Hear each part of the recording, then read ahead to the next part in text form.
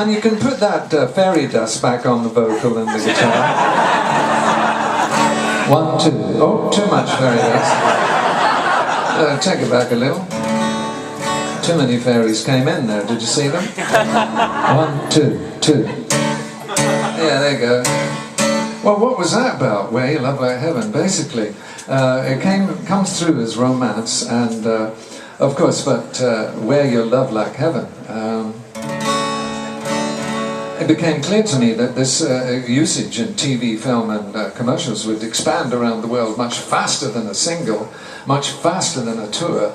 It would be permanent because everybody was glued to the televisions for many hours a day.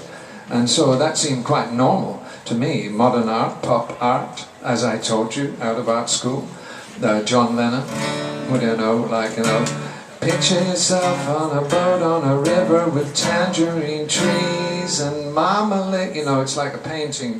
He's a painter, but he's now painting, and so I'm painting Where You Love Like Heaven, and yet within it, I realized within this now is the teachings that we're reading. So through popular music, hints and pointers are being placed because I'm following it and I'm searching, and so is George and John and Paul and Pete Townsend as well, and all those that were on the path looking to put these things into the songs, and yet it was played on the radio in a safe, seemingly harmless 45 revs per minute piece of plastic, which was beaming out to millions of people.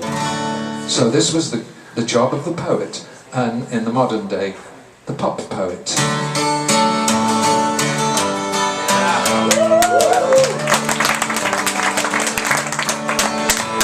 In the chilly hours and minutes of uncertainty, I wanna be in the warm hug of your loving mind.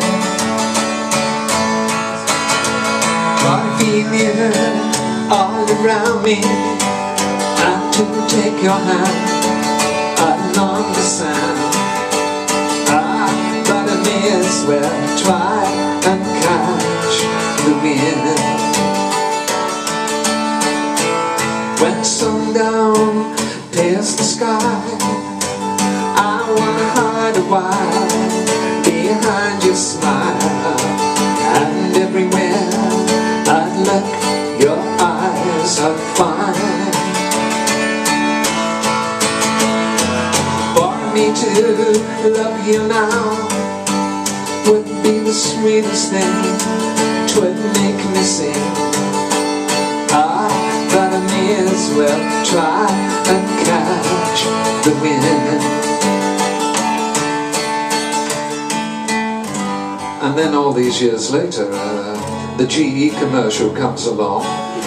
Now where else are they going to go if they're going to do a commercial for alternative wind energy?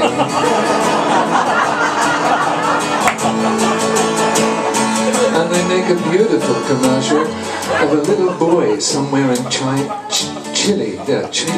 and he goes to the top of a hill with a glass bottle. I love the director. The little boy catches the wind in the bottle. He runs down to the road, gets a lift on a motorcycle with a sidecar. He's in a train at one point, and some little girl, same age as him, about 10 or 11, gives him the eye. But he holds the bottle really close. She's not getting it. And then he arrives at this little cottage. Inside is his grandfather and a big birthday cake. Just like you're gonna get, Gary. And the little boy runs up and gives grandfather the bottle with the wind in it. And he goes to open it, and the boy grabs it from him, opens it, holds it close to the candles, and whoosh! The whole cottage shakes. The windows get blown out. The grandfather's hair goes crazy. They all laugh, and of course, It's a GE commercial for alternative wind energy.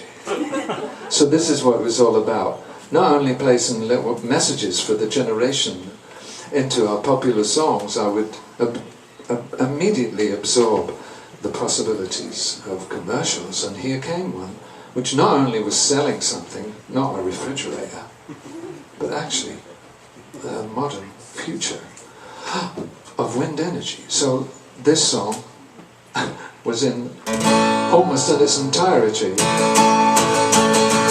When rain has hung the leaves with tears, I want you near, for to kill my fears, for to help me to leave all my blues behind, for standing in your heart is where I wanna be and I long to be.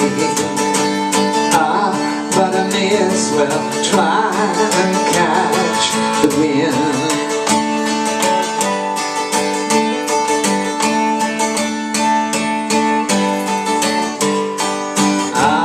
But I may as well try and catch the wind.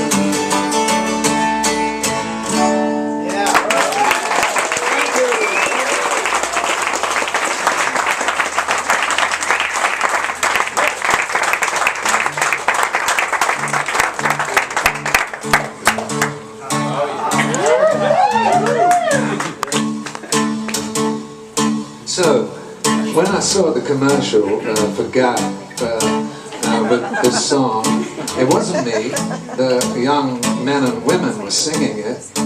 I thought, this is so fucking cool.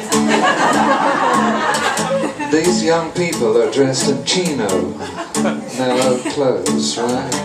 And they're looking straight at the camera, and they're in a pure white minimalist room. This becomes modern art again. Because you've got to realise, the people that are making the commercials are all art students. And they may be on their way to becoming film directors. So it's a school as well, like the BBC. And anyway, these young people, some seated, some on cubes, all in chinos, all different colours and races. So you know what that says. And they're all looking at the camera as it goes around with the crane. And they're singing, each of them taking a different part. And of course it's the future. And these kids are solid and cool. And they're in chinos. Gap is the one. But it's more than that, it's a bigger message, and it's saying that it's okay to be mellow. I'm just mad about saffron. Saffron's mad about me. I'm just mad about saffron. She's just mad about me. They call me Mellow Yellow, quite trite. They call me Mellow Yellow, quite trite. They call me Mellow Yellow. More fairy dust.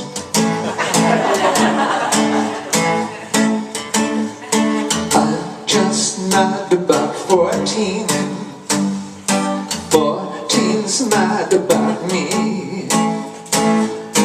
I'm just mad about 14. She's just mad about me. What's my name? They call me Mellow Yellow, white skin. They call me Mellow Yellow, white skin. They call me Mellow Yellow.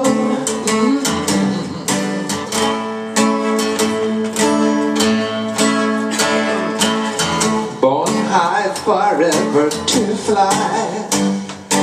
Wind velocity nil. There's the wind again. Born high forever to fly. If you want your cup, I will fill. Call me Mellow Yellow, white trite skin. They call me Mellow Yellow, white trite skin.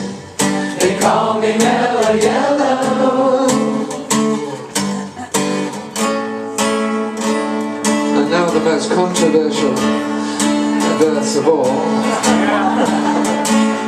that I didn't understand for years where it came from, that you can get high smoking banana peel. And even in the Caribbean, I was invited by a captain of a cruiser, a US cruiser, to lunch. And he said to me when I was a young man in the Navy, I even tried it. I said, you can't get high smoking banana skins. He said, yeah, I know.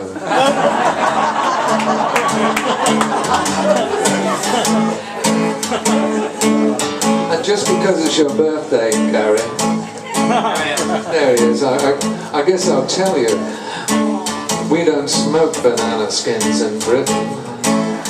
But one day I found out where this story came from. I was in the Rock and Roll Hall of Fame Museum in Cleveland, signing a book called Psychedelic Rock.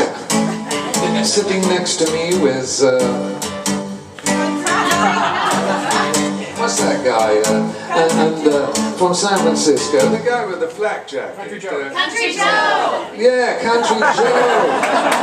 He's sitting there and he's signing, and we're signing. I said, would you have believed it when we started doing all this, that there'd be a fucking book? And he said, no, man. And he leaned over to me, and he was still wearing the flak jacket, by the way. And he said, it was me, man. I said, what do you mean it was you? He said, a Mellow Yellow shit, man. I said, look, Joe, as soon as we finish this, you're coming with me. We took a break from signing. I grabbed him and I went down the back hall of the Rock and Roll Hall of Fame Museum in Cleveland. And I sat him down on a chair and he said, okay, man, it was 1966. We were in Haight-Ashby, man, and we were going to do a gig. I said, yeah. He said, so we got this truck, man, put the fucking band on the truck, everything. We're going to drive down through the Haight, playing and advertise. But then somebody said, go down that back lot. There's something down there we could use. And they went down, and we got this giant banana. We put the banana on the truck. I said, yeah. And then we drove through the city, man, but just before that, my girlfriend was in PR. She said, let's tell the radio station you can get high smoking banana peels.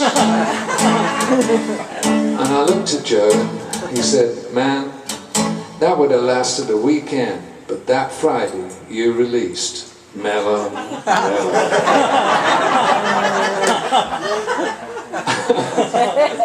I said, thank you, Joe.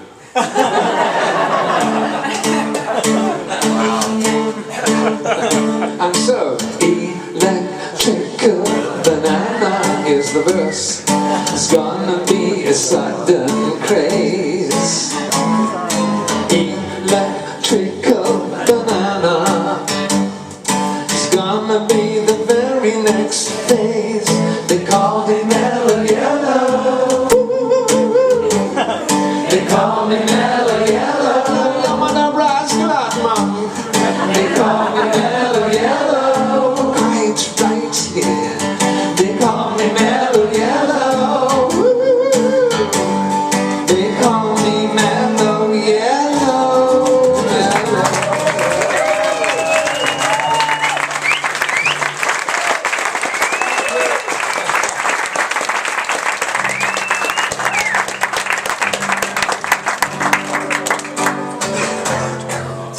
But like I said,